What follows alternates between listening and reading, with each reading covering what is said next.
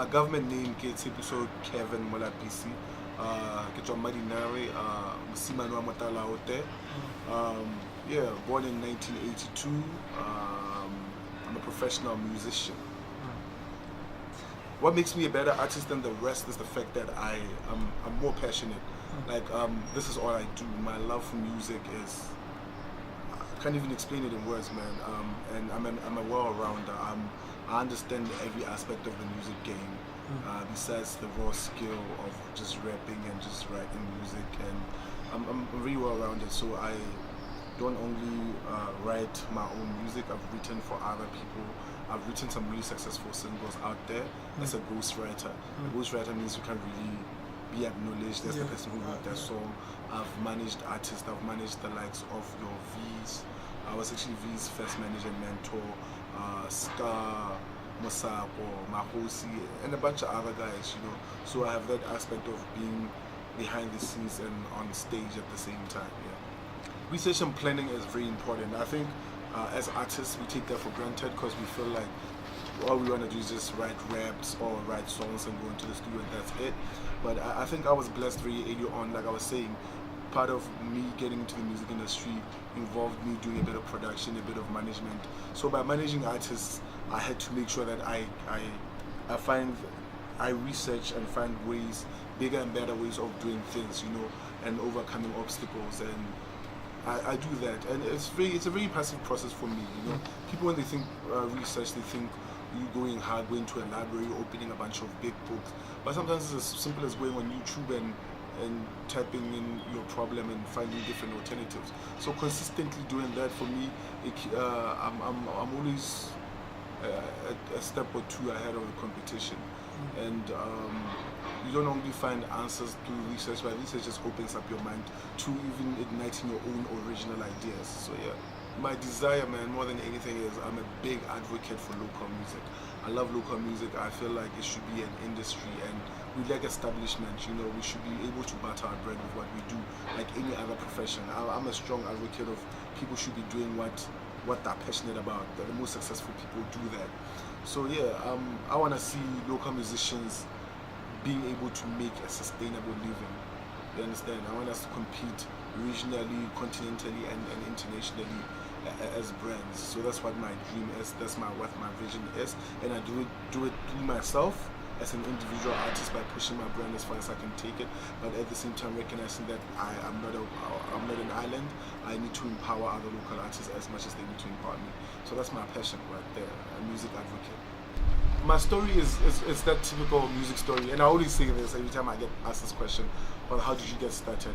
I literally finding music all around me, in a sense that my mother is a jazz artist, and she was in a group called Makhali Khadi, you know. She did contemporary Afro jazz. So I used to go to shows at a very, very young age, and I have this memory which I'll never forget. My mother trying to teach me a song when it got the dear, you know, and my vocal performance, to say the least, was less than impressive. You know, vocally, I'm not strong at all. I'm sort of tone deaf. So I think at that point, it was sort of one of those moments where I felt like maybe music is not for me. And I was very young, I'm talking about 4 years old, and I couldn't carry a tune. And I remember when I think I was 7 years old, I discovered hip-hop and rap music. And I was like, oh yeah, you can do this without actually having to tune your voice that much. It's just rhythm, you know, and poetry and rhythm, and rhyming words together and making sense. And yeah, I was like, okay, yeah, that's how I fell in love with rap. And I discovered where I don't forget raps once I hear them. You understand? Like it's like there's a recording system out there. Like as soon as I hear raps, I can recite them back. You understand? And I felt like I was born for it. But because it was very early on those years, and there wasn't a single hip-hop group in Botswana, you know, people who were into rap and hip-hop, when they were check, it was not the most glamorous thing to be at that time. So I never thought it would be a career option, and I was very young. And I remember one day I was all of 13, and my uncle was telling me about a group called Third Mind. It's like, oh, there's these guys who do what you like. You should, you know. And back then, we couldn't go on the internet and search for a song, so I had to wait for my turn to hear it on the radio. One of our first singles, if not our very first single, it was called "Player for Life." So I fell in love with that song. So it was like, oh, there are actually local artists who do hip hop more on, because back then it was just jazz and contemporary, what my mother did, and kwasa kwasa, and maybe, I don't know, maybe a bit of traditional, but you know, like at that age I wasn't really aware of the local scene as much as possible. So we got excited about that, man, and they blew up, man. They were like the first hip hop superstars in the country. You understand? They were just handpicked from the States and just dropped here. And at that age, I remember they did a launch, and I asked my mother to go there. I was all of 13, you know, an evening show, and she said yes. I was shocked, and that was my first show. And immediately after that Mind launch, which was amazing.